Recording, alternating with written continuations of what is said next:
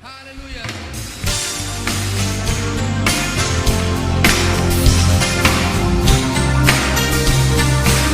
¿Cuántos esclavos hay en esta tarde del Señor? Esclavos por amor. Dilo con nosotros. Esclavo por amor, mi dueño es el Señor. Él ha pagado el justo precio por mí. Esclavo por amor, mi dueño es el Señor. Me he refugiado en una cruz y he visto la luz. Esclavo por amor, mi dueño es el Señor. Él ha pagado el justo precio por mí. Esclavo por amor, mi dueño es el Señor. Me he refugiado en una cruz y he visto la luz. La carta de condena que contra mí existía ha sido totalmente cancelada. El acta de decretos que me pertenecía ha sido totalmente anulada. Ya no vivo en la celda de la oscuridad. El perfecto abogado me ha puesto en libertad. Esclavo por amor, mi dueño es el Señor. Él ha pagado el justo precio por mí. Esclavo por amor, mi dueño es el Señor. Me he refugiado en una cruz y he visto la luz. Dilo. Esclavo por amor, mi dueño es el Señor. Él ha pagado el justo precio por mí. Esclavo por amor, mi dueño es el Señor. Me he refugiado en una cruz y he visto la luz.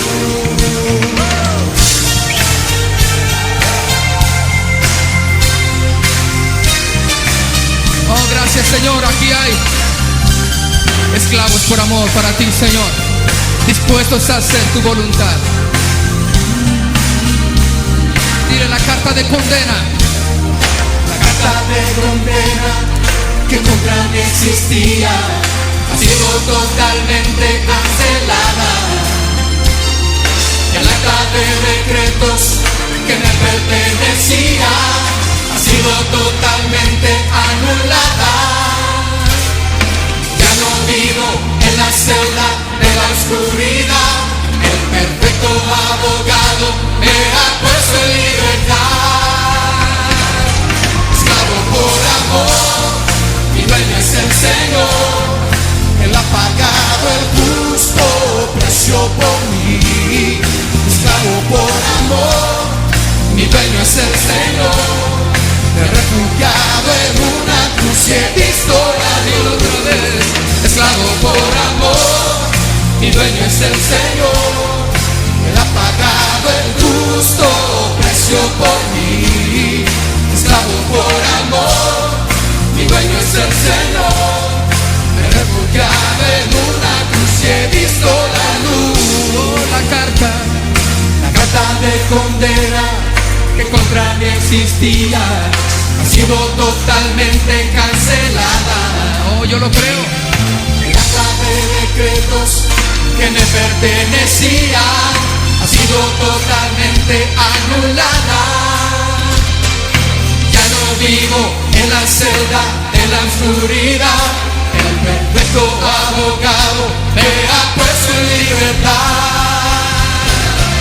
Esclavo por amor, mi dueño es el Señor. Él ha pagado el justo precio por mí. Esclavo por amor, mi dueño es el Señor. Me he refugiado en una cruz y he visto la luz. Dilo. Esclavo por amor, mi dueño es el Señor. Él ha pagado el justo precio por mí. Esclavo por amor, mi dueño es el Señor. Me he refugiado en una cruz y he visto la luz. Vamos con las voces. Esclavo por amor, mi dueño es el Señor. Él ha pagado el justo precio por mí. Esclavo por amor, mi dueño es es el Señor. Me he refugiado en una cruz y he visto la luz. Esclavo por amor, mi dueño es el Señor. Él ha pagado el justo precio por mí. Esclavo por amor, mi dueño es el Señor. Me he refugiado en una cruz y he visto la luz.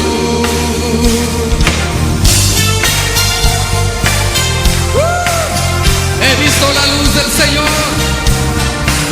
y ahora soy libre en el nombre del Señor. No hay cadenas que puedan detenerme. No hay murallas que el Señor no pueda destruir. En su nombre.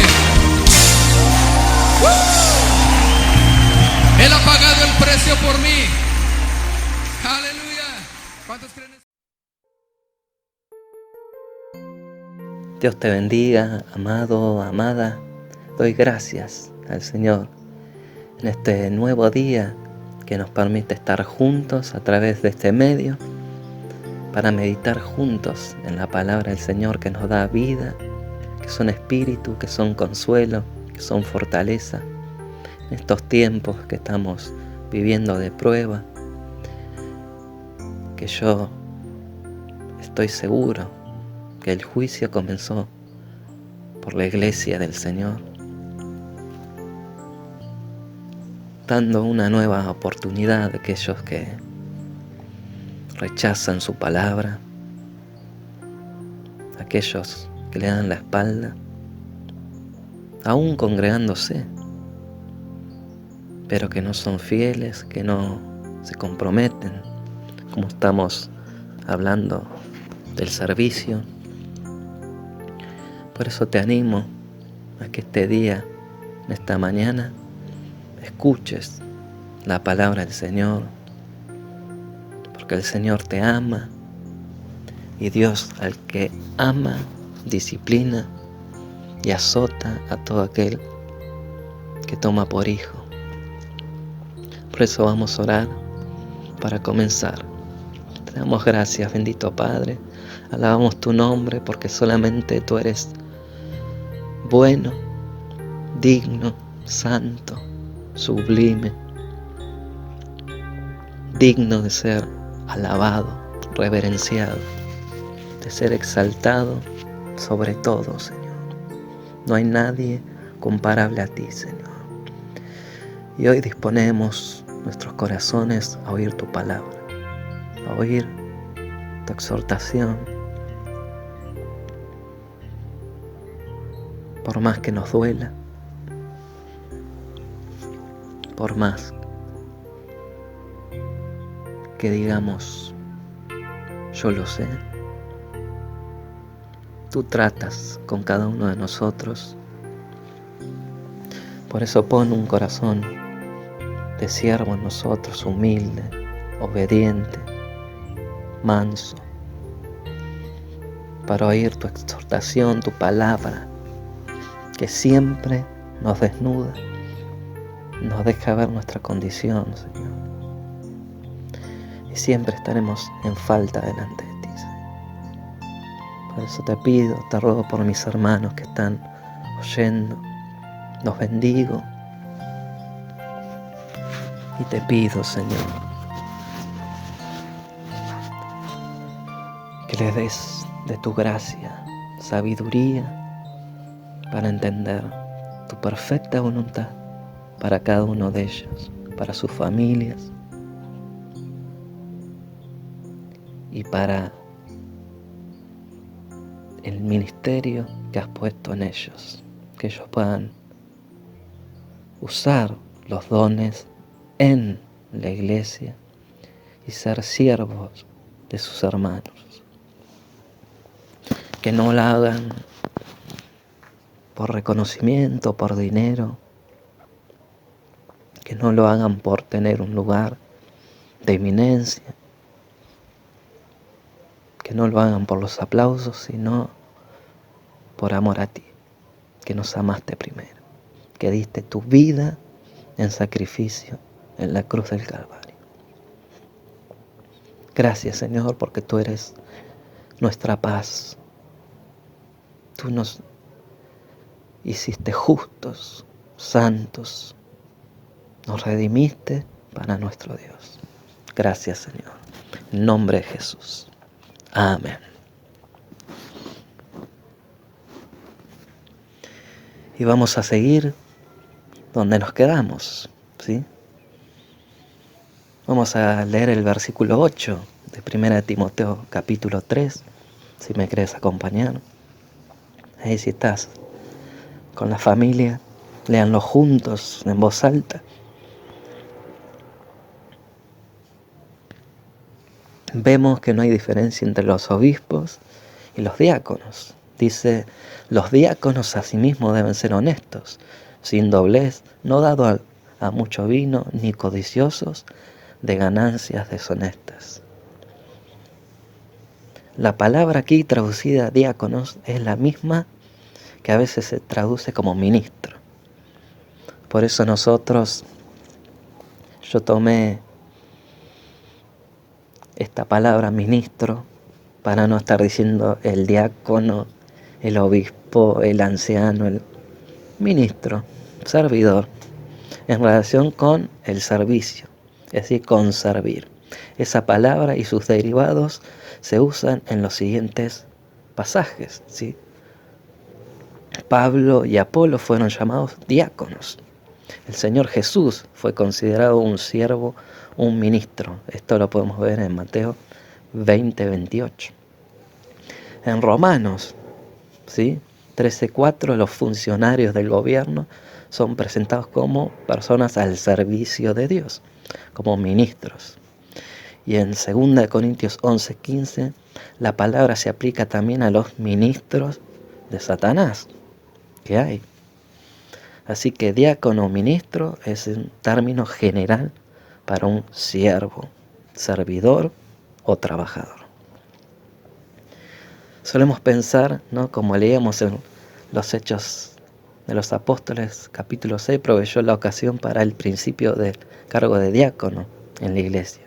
Sin embargo, la palabra griega para diácono ni siquiera se utiliza en este pasaje. Pero vamos a ver las evidencias bíblicas para nombrar diáconos en la iglesia. Un diácono, aunque se ocupa de asuntos materiales de la iglesia, debería ser una persona espiritual, ¿sí? ¿Se entiende? Un diácono, como en esos tiempos, en el capítulo 6, ¿qué hacían? Servían a las mesas, no enseñaban la palabra. Ellos servían a las mesas y estaban a cargo de la distribución de la comida diaria a las viudas, a los huérfanos y a los necesitados. Pero tiene que ser espiritual, ¿sí? Suelen producirse problemas cuando se nombra un diácono en base a sus cualidades físicas, antes que por sus cualidades espirituales. Siempre sucede esto. No porque trabaja, hace catering y lo ponen en la iglesia y se arman peleas porque tratan mal a los que van a servir las mesas. ¿Por qué pasa? Porque no es una persona espiritual. ¿Se entiende?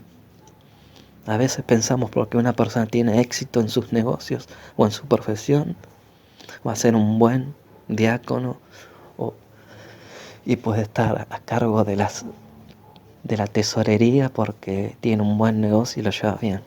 Y lamentablemente hay muchas personas que han sido nombradas, ¿sí?, siguiendo esos criterios, y vemos que fracasan.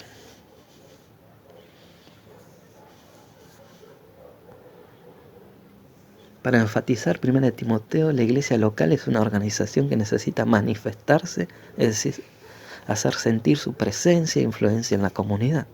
Y al hacerlo, tiene que enfrentarse con problemas y necesidades diarias. Debe ocuparse de los problemas del edificio, ¿sí?, como son la luz, el gas, la climatización y muchos otros asuntos que no parecen muy románticos, ¿no? Ni ideales. Sin embargo, son importantísimos, ¿sí? En una iglesia. Pero la persona encargada de estas cosas debe ser espiritual, ¿sí? Muchas veces hacemos lo inverso. Colocamos primero todo lo material, pero luego las personas que ocupan los cargos no tienen los requisitos espirituales. Ni una cosa está bien, ni la otra está mal, ¿sí? Una cosa no soluciona otra cosa, ¿sí? En todo se debe ser espiritual. El que está a cargo debe ser espiritual y debe hacerse las cosas espiritualmente. Las cosas materiales se deben hacer orando, pidiendo el consejo de Dios, ¿sí? Porque muchas veces hacen falta muchas cosas en las congregaciones porque no alcanzan las ofrendas, los diezmos, los ingresos, ¿no? Y no hay ningún espiritual que diga, no, pero falta esto, o le falta pintura, o le falta una estufa, y nadie se preocupa, ¿no? Por eso hacen falta muchos siervos. El apóstol está especificando que para desempeñar estas funciones, alguien dicho acertadamente, cuando la iglesia deja de estar en contacto con el mundo, ya no está en contacto con este mundo, ¿sí? ¿Estamos de acuerdo con esta evaluación? Hasta que los aspectos espirituales no sean enfatizados, una iglesia no puede llevar a cabo las funciones materiales y prácticas aquí en la tierra. Los diáconos, por tanto, deben tener ciertas aptitudes espirituales, ¿sí? Antes de ejercer. No pueden ejercer el diaconado sin tener estos requisitos. Deben ser honestos, se puede decir dignos, honorables, como traducen otras versiones, ¿sí? Dice aquí que deben ser sin doblez, es decir, sinceros, transparentes, íntegros. No deben tener doble cara, no deben ser hipócritas, sino ser transparentes, hablar verdad. La palabra de un hombre debe ser considerada un factor importantísimo. Puede resultar peligroso que un diácono trate de complacer a todos, o que no tenga el valor suficiente como para plantarse con firmeza ante una situación que así lo requiere. Si una persona maltrata a otra persona estando presente, uno tiene que mediar para que actúen cristianamente, ¿sí? Si están peleando en la iglesia, uno debe hablar con la autoridad de Cristo, no entrando en el pleito, pegándole a los dos, no. Con firmeza y con la palabra. De los diáconos se espera que mantenga un equilibrio entre la energía de su personalidad y la flexibilidad. Además se requiere que no sean dados a mucho vino. La Biblia enseña la templanza y la moderación. No creemos que enseñe una abstinencia total, ¿sí? Porque vemos que en aquellos tiempos no había mucha medicina y el vino era utilizado como un remedio, que vemos en Timoteo 5:23 que Pablo anima a Timoteo a beber un poco de vino. Pero, como decimos, nada que ver a esta época, porque ya no se necesita el vino, porque avanzó la ciencia, las medicinas, y vemos lo fatal que es el alcohol hoy en día, ¿sí? Pero por eso vemos que como un requisito dice no bebedor de mucho vino. Si te vas a tentar y no te puedes contener, no bebas, ¿sí? Finalmente se estableció como requisito que no fuera codicioso de ganancias deshonestas. Aquí se nos advierte que el diácono debería tener un amor insaciable por el dinero, ¿sí? Debe ser una persona íntegra que maneje el dinero de la iglesia de una manera honesta. Nada puede perjudicar a una iglesia más que una acusación a algún diácono que maneja las finanzas arbitrariamente. La administración del dinero que se entrega a la iglesia para causas específicas debe ser muy seriamente asignado a personas, ¿sí?, que no tengan avaricia ni amor por el dinero. Porque el dinero asignado para cosas, por ejemplo, para el alquiler, para la luz, para un hermano, debe ser dado para lo que fue, ¿sí?, ofrendado. O sea, la ofrenda, el diezmo, no se puede usar para otra cosa, ¿se entiende? Ahora veamos lo que dice el apóstol Pablo aquí en el verso 9 del capítulo 3. Que guarden el misterio de la fe con limpia conciencia. El misterio de la fe significa la revelación del Evangelio de Cristo.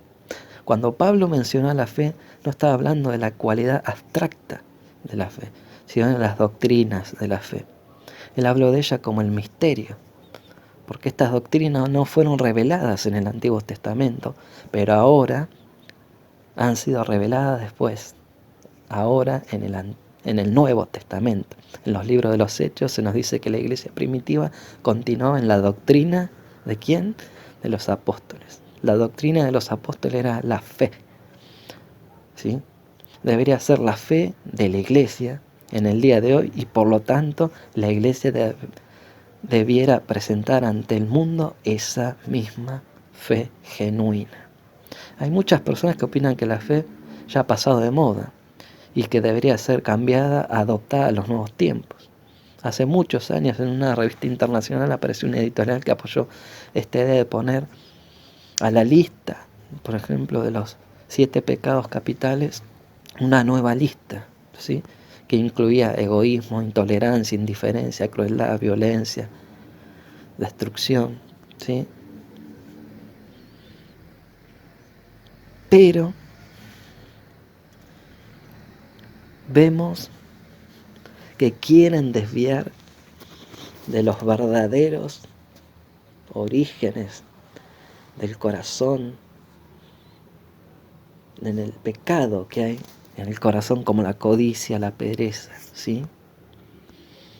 Por eso nosotros debemos enseñar la palabra de verdad, lo que nos han enseñado nuestros hermanos, la doctrina de Cristo, ¿sí?, y no desviarnos de ella. Lo que la Biblia llama pecado es aún pecado. La naturaleza humana es aún humana. Los requisitos espirituales que la Biblia expuso en los cargos en la iglesia, en este capítulo 3 de la primera epístola de Timoteo, aún tienen vigencia en la actualidad en la iglesia de hoy, ¿sí? Porque la iglesia es la misma, ¿sí?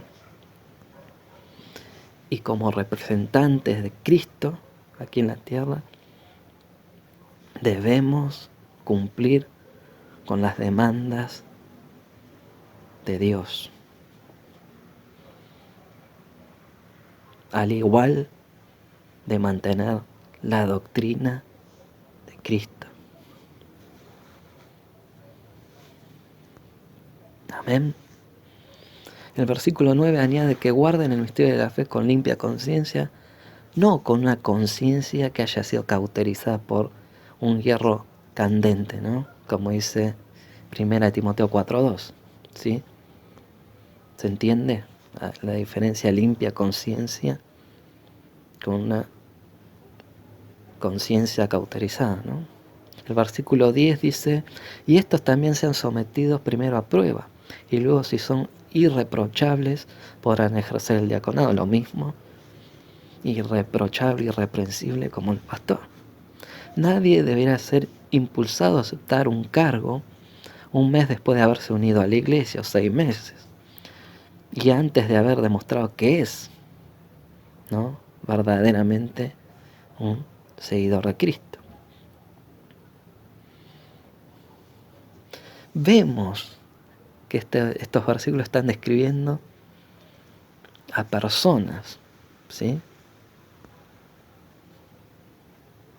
que tienen estas cualidades que hay hoy en día en la iglesia y otras que no lo tienen.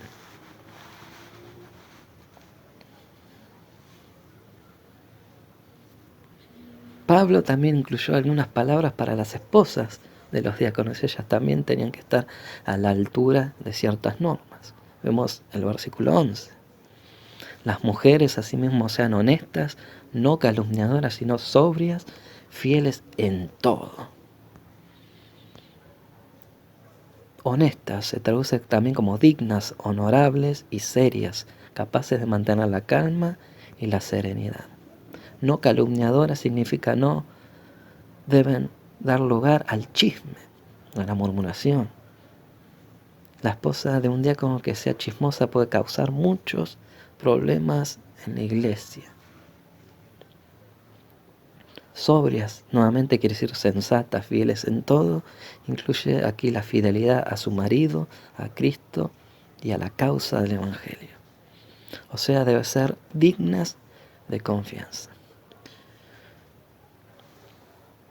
Otras demandas. Vemos el versículo 12 y 13, si me quieres acompañar. Los diáconos sean maridos también de una sola mujer y que gobiernen bien sus hijos y sus casas, porque los que ejercen bien el diaconado ganarán para sí un grado honroso y mucha confianza en la fe que es en Cristo Jesús. Aquí vemos que los diáconos deben cumplir los mismos requisitos personales y familiares que expuse para los ancianos o obispos. Aquí se habla de un grado honroso o una posición honrosa. En otras palabras, un diácono que sirva bien a su iglesia llegará a ser conocido como una persona digna de confianza. Y el versículo termina hablando de mucha confianza. Aquí este término significa confianza y valor para presentar su testimonio. Recordemos que el diácono tiene primordialmente un cargo espiritual.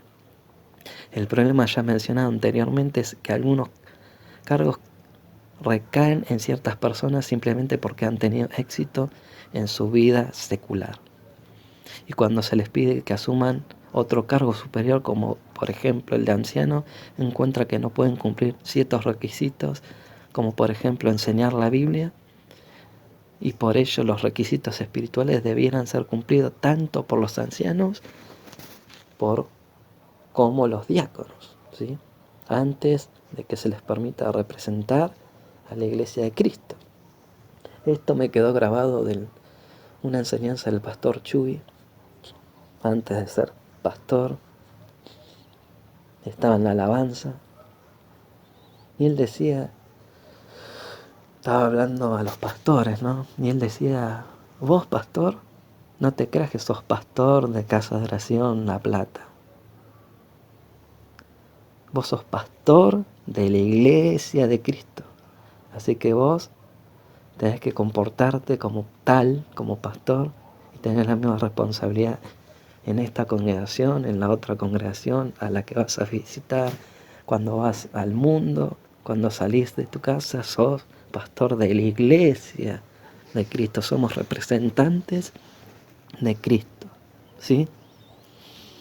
Y debemos entender la responsabilidad que tenemos, ministros, siervos del Señor.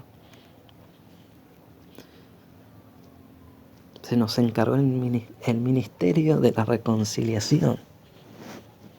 Somos representantes de Cristo al mundo.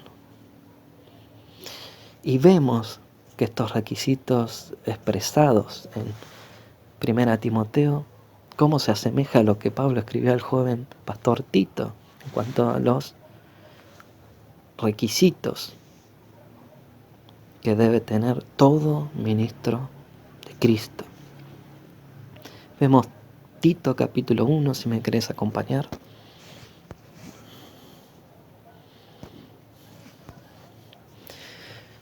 como hablábamos en la enseñanza anterior, la parte 1, te dejé en la isla de Creta para que pudieras terminar nuestro trabajo ahí y nombrar ancianos en cada ciudad, tal como te lo indiqué. Vemos que Pablo no era pastor de ninguna congregación, sino que él iba y ponía pastores, ancianos en cada ciudad.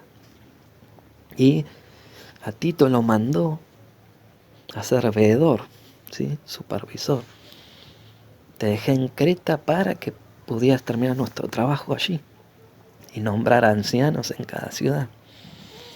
El anciano debe llevar una vida intachable, tiene que serle fiel a su esposa y a sus hijos deben ser creyentes que no tengan una reputación de ser desenfrenados ni rebeldes. Pues un anciano es un administrador de la casa de Dios y debe vivir de manera intachable. No debe ser arrogante, ni iracundo, ni emborracharse, ni ser violento, ni deshonesto con el dinero.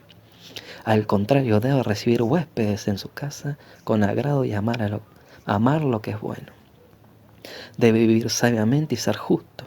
Tiene que llevar una vida de devoción y disciplina. Debe tener una fuerte creencia en el mensaje fiel que se le enseñó. Entonces podrá animar a otros con la sana enseñanza y demostrar a los que se oponen en qué están equivocados. Pues hay muchos rebeldes que participan en conversaciones inútiles y engañan a otros. Me refiero a los que insisten en que es necesario circuncidarse para ser salvos. Hay que callarlos porque su falsa enseñanza alejan a familias enteras de la verdad y solo lo hacen por dinero.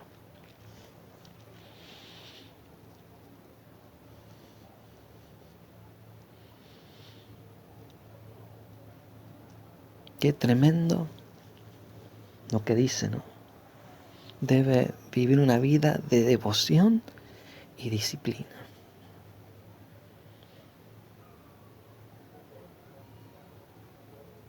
Debemos ser fieles a la palabra como se nos enseñó. Y así vamos a contradecir a aquellos que se oponen, que son rebeldes, que hay muchos rebeldes, orgullosos, altivos. No, que es imposible, no, que se cree, que se enojan, ¿no? Pero ¿cómo los vencemos? Viviendo la palabra, demostrando con nuestra vida que sí se puede vivir sirviendo al Señor como a Él le agrada y como Él quiere, no buscando que nos digan reverendo o el gran siervo, sino agradar solamente a nuestro amo y Señor, sin buscar privilegios ni riquezas, porque seríamos enemigos del Señor. Y debemos tener mucho, pero mucho cuidado con esta clase de personas que están infiltradas en las congregaciones, que hacen mercadería de los siervos del Señor. Fíjense lo que dice Pablo en Filipenses capítulo 3, verso 2. Y después vamos al 17 y 18. Vamos a leer Filipenses 3.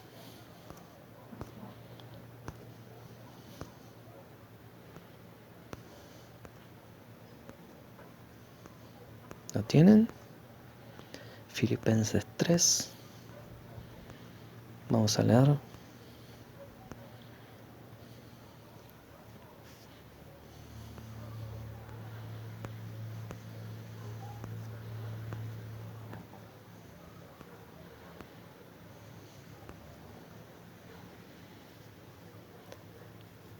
Versículo 2 dice: guardaos de los perros, guardaos de los malos obreros, guardaos de los mutiladores del cuerpo. Ahí nos da una norma de los perros, de los malos obreros, de los mutiladores del cuerpo, que representa a aquellos que querían, como en los tiempos de Martín Lutero, que se flagelaban para no ceder a la tentación, los malos obreros. El 17 dice: amados hermanos, tomen mi vida como modelo y aprendan de los que siguen nuestro ejemplo. ¿Cuántos pueden decir hoy en día: sigan mi ejemplo? Pues ya les dije varias veces y ahora se los repito de nuevo, con lágrimas en los ojos. Hay muchos cuya conducta demuestra que son verdaderos enemigos de la cruz de Cristo. Van camino a la destrucción. Su Dios es el propio apetito, se jactan de cosas vergonzosas y solo piensan en esta vida terrenal. Por eso, amado, amada, debemos ser diligentes. ¿Qué es ser una persona diligente? Diligente significa ser responsables y consecuentes en nuestro compromiso con Dios y honrarlo con nuestra vida. Honrar obedeciendo sus mandamientos, sin apartarnos de su palabra. Romanos 12:11 dice: no dejen de ser diligentes, antes bien sirvan al Señor con fervor que da el Espíritu. Esto nos muestra que el Espíritu produce en nosotros el servirle amorosamente.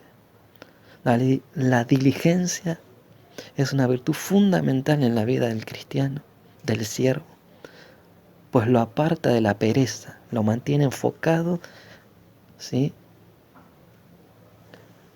en lo espiritual, ¿sí? Le permite ir en busca del conocimiento del Señor, de la fe, del amor. Dice el Proverbios 12:27: a ver, precioso del hombre es la diligencia. Qué precioso.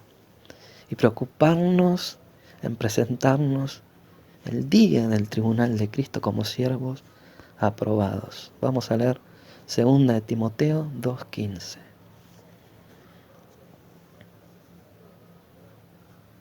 Para entender este versículo leímos y entendimos lo que es diligencia. Dice: procura con diligencia presentarte a Dios aprobado, como obrero que no tiene de qué avergonzarse, que usa bien la palabra de verdad. Sin conocimiento de la palabra no podemos servir al Señor. Procura, es decir, con diligencia, quiere decir no te canses de seguir en y con el Evangelio, no darte por vencido, ¿sí? También significa haz todo el esfuerzo, ejercítate, pon tu mayor esmero. Nos exhorta por un lado a poner interés y nos anima a poner cuidado. Mientras más responsabilidad te dé el Señor, más debes esforzarte y preocuparte en hacer el trabajo lleno del Espíritu Santo, no buscando agradar a los hombres y no buscar una posición. Jesús se lo enseñó a sus seguidores, que se peleaban, se codeaban. Lucas 22, vamos a leer 24 al 30. Hubo también entre ellos una disputa sobre quién de ellos sería el mayor. Pero él les dijo: los reyes de las naciones se enseñorean de ellas, y los que sobre ellas tienen autoridad son llamados bienhechores. Mas no así vosotros. A ver si decís conmigo: mas no así vosotros. Sino sea el mayor entre vosotros como el más joven, y el que dirige como el que sirve. Porque ¿cuál es el mayor?, les hace la pregunta el Señor. ¿El que se sienta a la mesa o el que sirve? ¿No es el que se sienta a la mesa? Mas yo estoy entre vosotros como el que sirve. Pero vosotros sois los que habéis permanecido conmigo en mis pruebas. Yo pues os asigno un reino, como mi Padre me lo asignó a mí, para que comáis y bebáis mi mesa en mi reino, y os sentéis en trono juzgando a las 12 tribus de Israel. ¿Cuánto debemos aprender de nuestro Maestro? ¿Y cuántos hacen oído omiso a sus enseñanzas. Porque a pesar de ser siervos inútiles, porque lo somos, ¿sí? Porque solo hacemos lo que el Señor nos ordena, suena feo, ¿no? Inútil, ¿no? Pero es la verdad, que somos inútiles. Lucas 17:10 dice, así también vosotros, cuando hayáis hecho todo lo que os ha sido ordenado, decid, siervo inútiles somos, pues lo que debíamos hacer, hicimos. Me gusta la versión Dios habla hoy, que dice, así también ustedes cuando hayan cumplido todo lo que Dios les demanda, deberán decir. Somos servidores inútiles porque no hemos hecho más que cumplir con nuestra obligación. Muchos cometen, otra vez digo esta palabra, el grave error de agradar a los hombres. Pablo lo deja muy claro en Gálatas 1:10. Pues busco ahora el favor de los hombres o el de Dios. ¿Vos qué buscas cuando servís? ¿El favor de los hombres o el de Dios? ¿O trato de agradar a los hombres? Y dice Pablo, si todavía agradara a los hombres, no sería siervo de Jesucristo. Cuando yo comencé a servir al Señor en la alabanza, tenía 17 años, te comento. Y era un grupo numeroso, donde muchos competían, ¿sí? Es muy común que se compita al haber más de 50 músicos, coro, ¿no? Y yo puse en práctica el versículo de Filipenses 2, 3 y 4, que dice así, te comparto. Nada hagáis por contienda o vanagloria, antes bien con humildad, estimando cada uno a los demás como superiores a él mismo, no mirando cada uno por lo suyo propio, sino cada cual también por lo de los otros. Estos versículos bajan todo ego, amado, amada, te lo aseguro. Baja el orgullo de cualquiera que quiere servir al Señor como a Él le agrada. Para ir concluyendo, muchos dicen que estos requisitos son imposibles, pero para los nacidos de Dios, dice la Biblia que los mandamientos del Señor no son cargas pesadas. Le son cargas a aquellos que lo quieren hacer en la carne, servir como ellos quieren, con enojo, con ira, con contienda, con orgullo. Los hacen, al hacerlos llenos de orgullo, avaricia, celos, envidias. Claro que te va a resultar imposible si lo querés hacer con un corazón carnal, porque solo los controlados por el Espíritu Santo lo pueden hacer, porque no dependen de las fuerzas del amor propio, del orgullo, sino que lo hacen en las fuerzas del Señor. Y te puedo asegurar que Dios te va a capacitar. Ya las armas nos dio, pero debemos ir camino a la madurez. Efesios 4:13 dice, hasta que todos lleguemos a la unidad de la fe y del conocimiento del Hijo de Dios, a un varón perfecto, a la medida de la estatura de la plenitud de Cristo. Hay un versículo cuando Jesús manda a predicar a los 70, y un detalle que muchos despistados olvidan. Dice, volviendo los 70, Lucas 10, 17 al 20. Si me querés acompañar, anótalo. Dice, volviendo a los 70 con gozo, diciendo, Señor, aún los demonios se nos sujetan en tu nombre. Y les dijo, yo veía a Satanás caer del cielo como un rayo. Ahí ya se le encendían los ojos, ¿no?, a los discípulos, a los seguidores del Señor. Y les digo, a los 70 que estaban ahí, He aquí os doy potestad de hollar serpientes y escorpiones, y sobre toda fuerza del enemigo, y nada os dañará. Esto es verdad. Cuando vamos en el Espíritu Santo, en el mismo sentir, suceden obras maravillosas del Señor de salvación, sanidad, liberación. Yo soy testigo de eso. Pero hay una palabra que les baja ya estaban en el tercer cielo ellos, de tanta autoridad que les dio el Señor. Pero no os regocijéis de que los espíritus se os sujetan, sino regocijaos de que vuestros nombres están escritos en los cielos. ¿Qué te parece? Por más don que tengas, podrás ser usado, pero capaz no sos salvo. La última frase es muy importante y debemos prestar mucha atención, abrir nuestros oídos.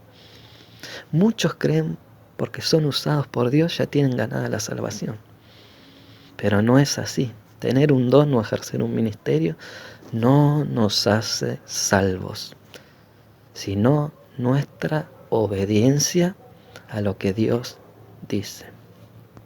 Jesús les dijo: estén felices que sus nombres estén escritos en el libro de la vida. Porque anteriormente en Mateo 7, versículo 20 en adelante dice: así que por sus frutos los conoceréis, por sus hechos. No todo el que me dice Señor, Señor entrará en el reino de los cielos, sino el que hace la voluntad de mi Padre que está en los cielos.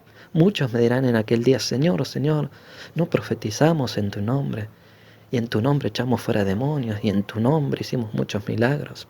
Entonces yo les declararé: nunca os conocí, apartados de mí, hacedores de maldad. Yo te comparto, amado, amada, yo solo quiero ir el día que el Señor me llame a su presencia.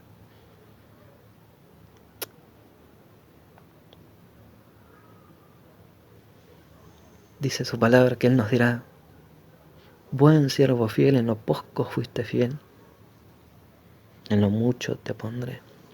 Yo solo quiero oír la voz de mi amado. Quiero escuchar: entra en el descanso de tu Señor.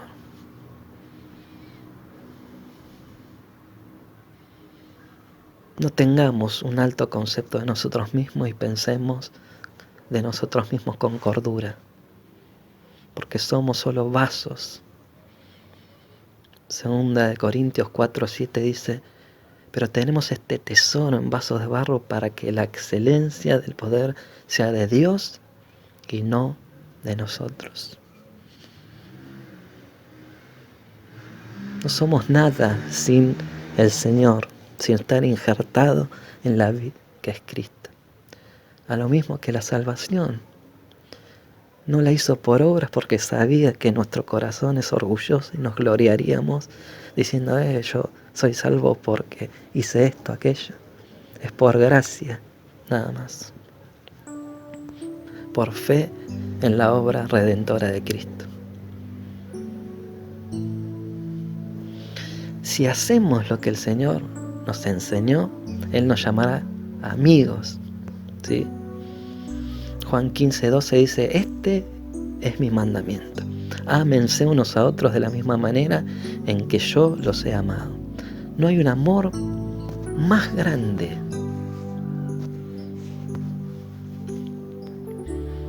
que el dar la vida por los amigos. Ustedes son mis amigos si hacen lo que yo les mando. Ya no los llamo esclavos porque el amo no confía sus asuntos a los esclavos. Ustedes ahora son mis amigos porque les he contado todo lo que el Padre me dijo. Ustedes no me eligieron a mí, yo los elegí a ustedes.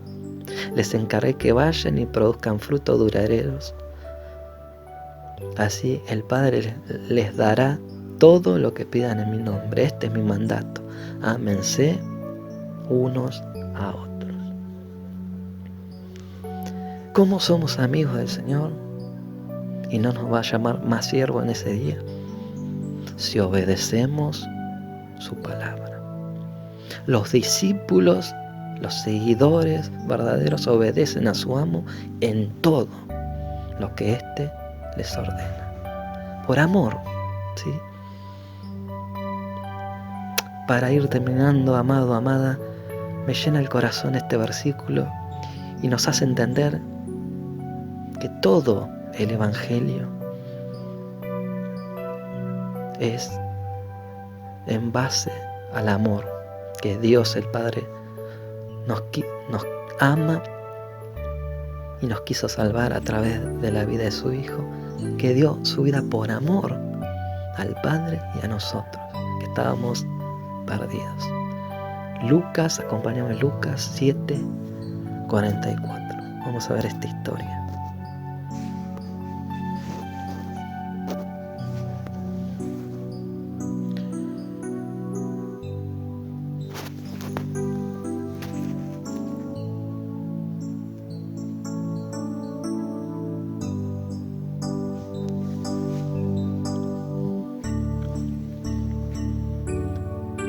Luego se volvió a la mujer y le dijo a Simón: mira esta mujer que está arrodillada aquí. Cuando entré a tu casa no me ofreciste agua para lavarme el polvo de los pies, pero ella lavó con sus lágrimas y lo secó con sus cabellos. Tú no me saludaste con un beso, pero ella desde el momento que entré no ha dejado de besarme los pies. Tú no tuviste la cortesía de ungir mi cabeza con aceite de oliva, pero ella ungió mis pies con un perfume exquisito. Te digo que sus pecados, que son muchos, han sido perdonados. Por eso ella me demostró tanto amor.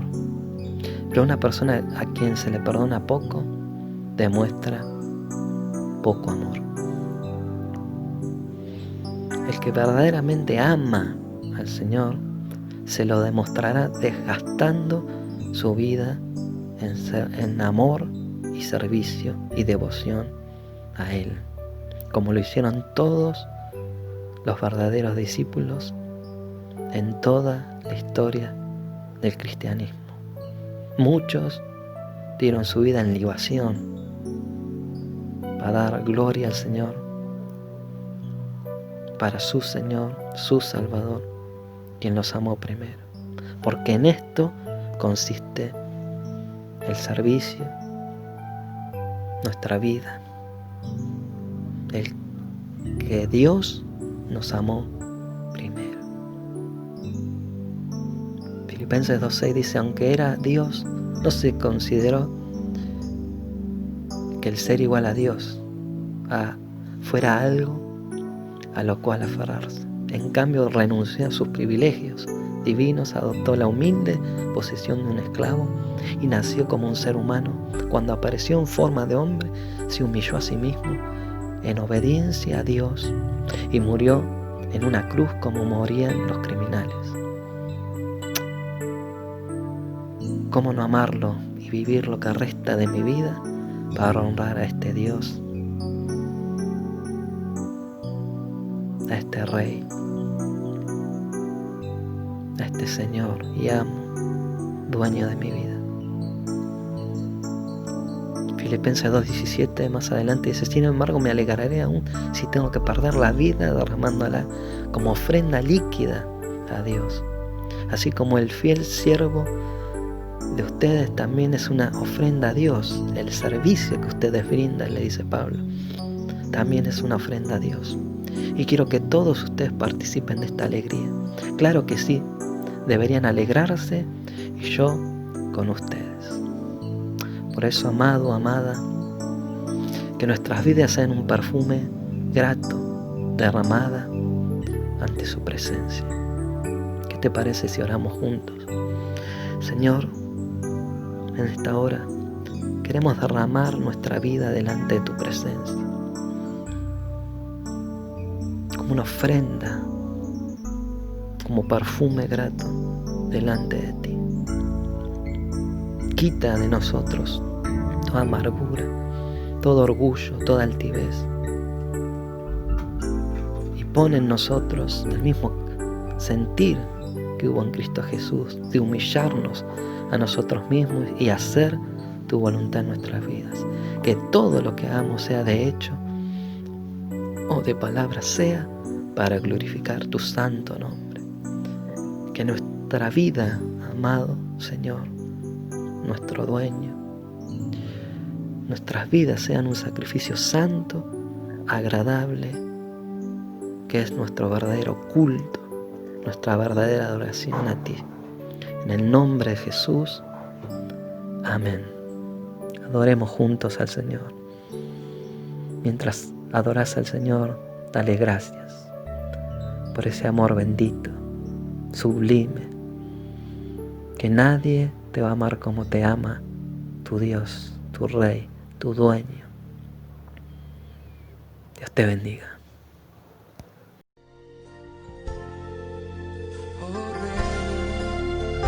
Oh Rey,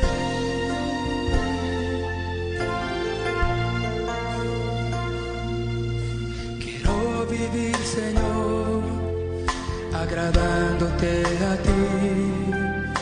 Quiero vivir, Señor, en santidad, y que en mi caminar yo viva con temor. Te amo más y más, eres mi Dios. Cantemos una vez más.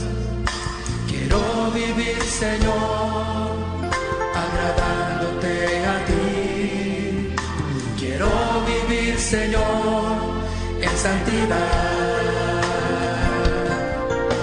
y que en mi caminar yo viva con temor. Te amo más y más, eres mi Dios. Mi vida es para ti, hoy me consagro.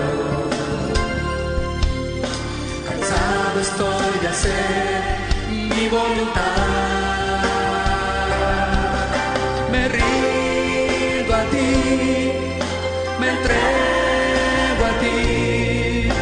Quiero vivir en ti, Señor.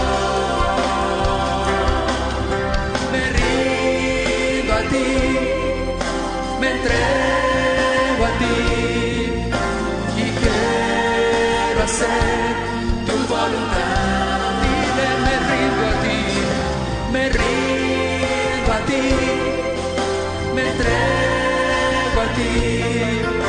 Quiero vivir en ti, Señor.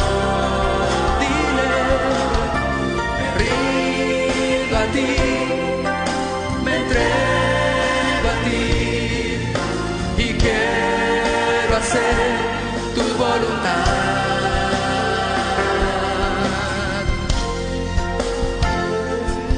Quiero hacer tu voluntad, Señor.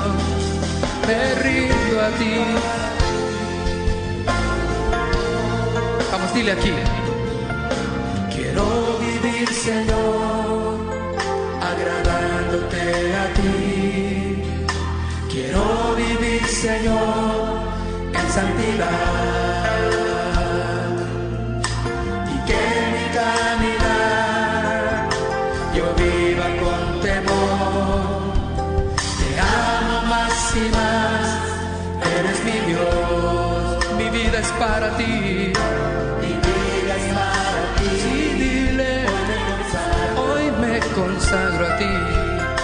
Cansado estoy de hacer mi voluntad.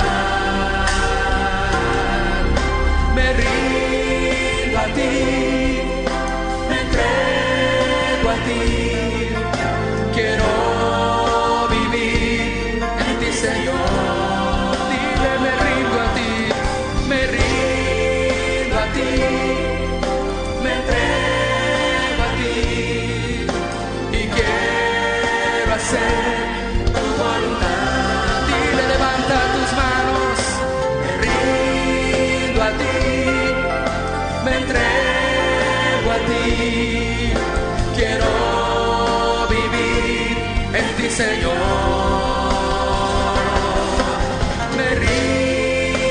ti, me entrego a ti y quiero hacer tu voluntad. Dile una vez más, me rindo a ti, me entrego a ti, quiero vivir en ti, Señor. Me rindo a ti, me entrego a ti y quiero hacer tu voluntad.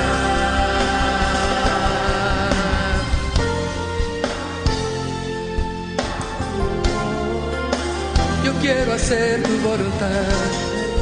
Vamos, ríndete al Señor. Levanta tus manos y dile: Señor, me rindo a ti, me rindo a tu voluntad. No quiero más luchar, me rindo a ti, Señor. Me entrego